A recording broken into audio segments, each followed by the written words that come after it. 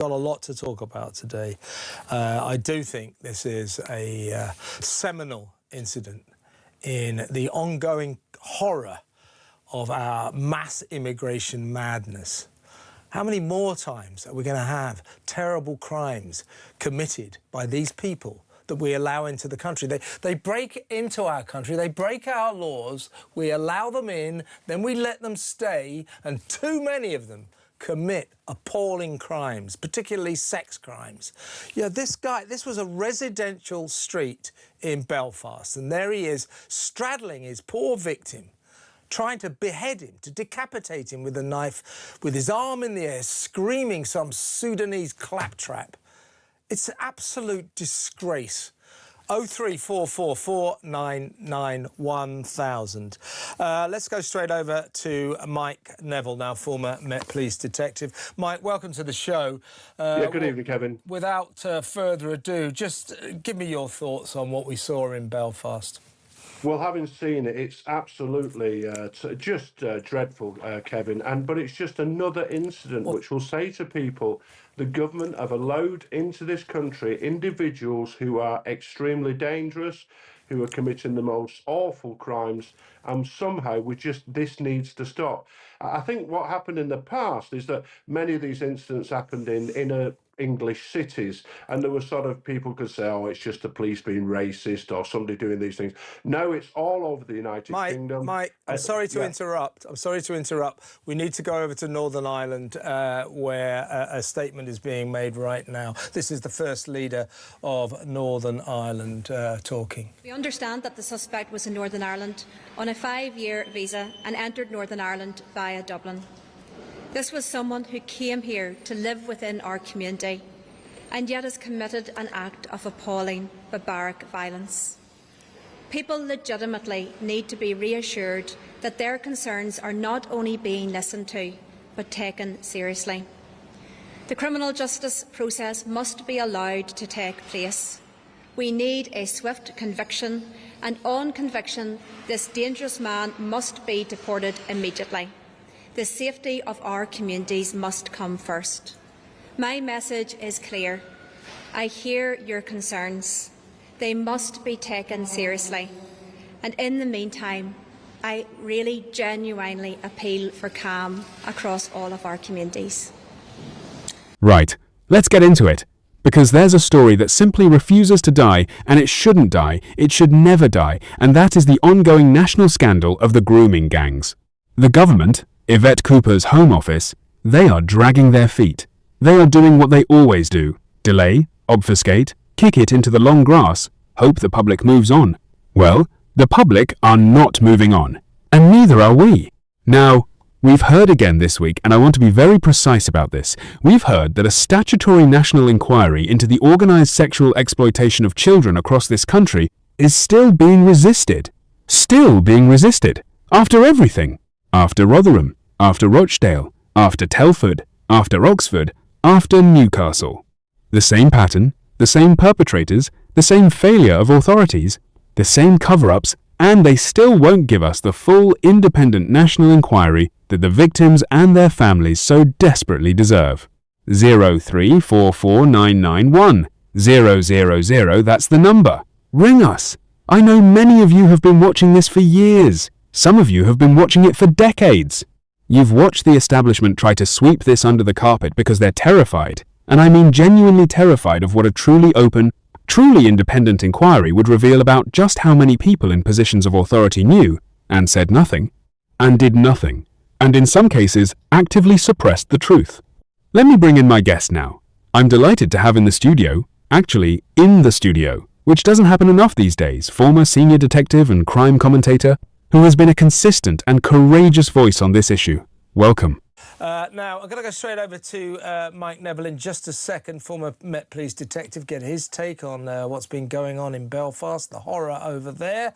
But before we do that, let's hear from the leader of the DUP, Gavin Robinson, speaking in the House of Commons earlier. Mr. Speaker, what occurred last night will have profound implications for community cohesion in this country. This needs to be a time for honesty, and openness and truth? Will he confirm that he and his government recognise that uncontrolled immigration needs to end?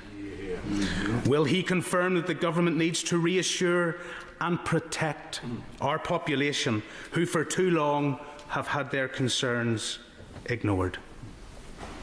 And knowing that he and the Chief Constable and I share a concern that there could be violence, and express my wish and our collective desire for calm, that community cohesion lies on the precipice.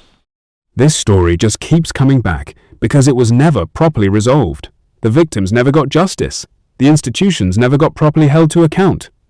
And what we're seeing now is a government that talks about accountability in opposition, and then, the moment they get into power, starts talking about lessons learned and existing frameworks, the same language, the same evasion we've heard for 30 years. Lessons learned. That is my absolute favourite piece of establishment weasel language, isn't it?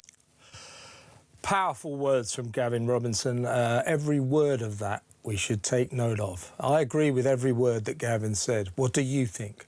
0344 499 1000. I'm going to have to let you go in just a moment, but before I do, Keir Starmer, let's talk about him, because he was Director of Public Prosecutions from 2008 to 2013, a period that overlapped significantly with the known, documented, at that stage partly acknowledged grooming gang scandal.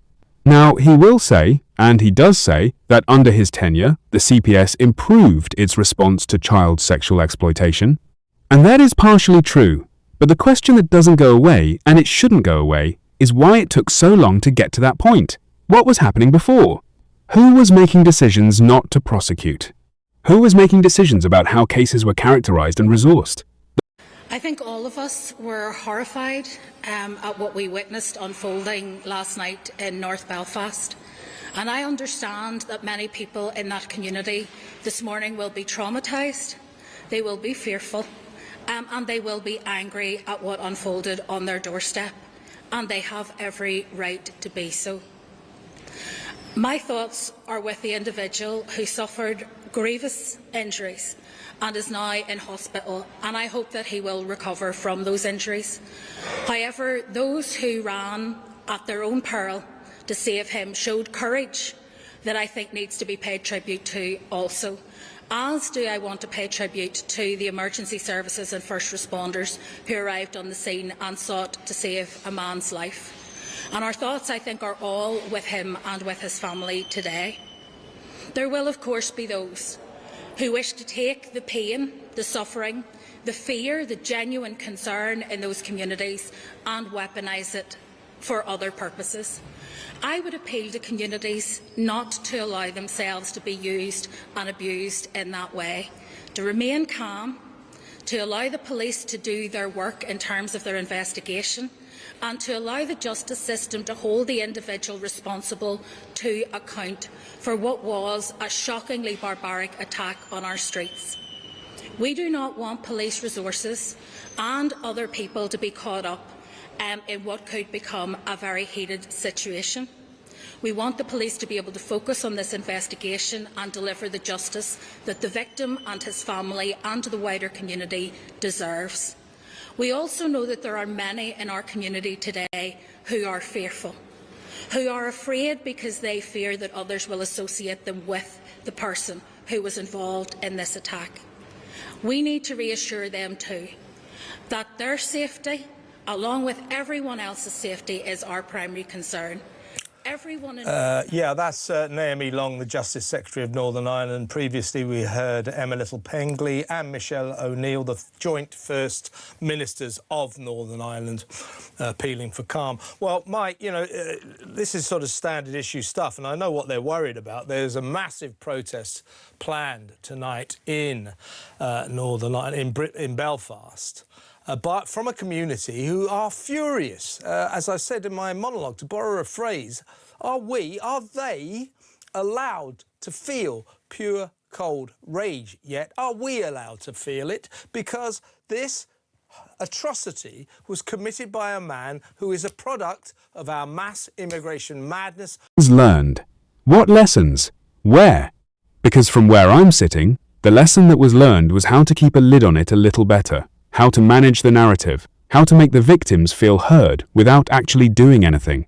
These girls, and let's not forget these were girls, some of them as young as 11 and 12, these girls were let down at every single level, by the police, by the social services, by the councils, by the Crown Prosecution Service, by the media, frankly, for years, and by politicians of all parties who just didn't want to touch it. Thank you for watching. Do like, subscribe, and turn on the notifications bell for more royalties.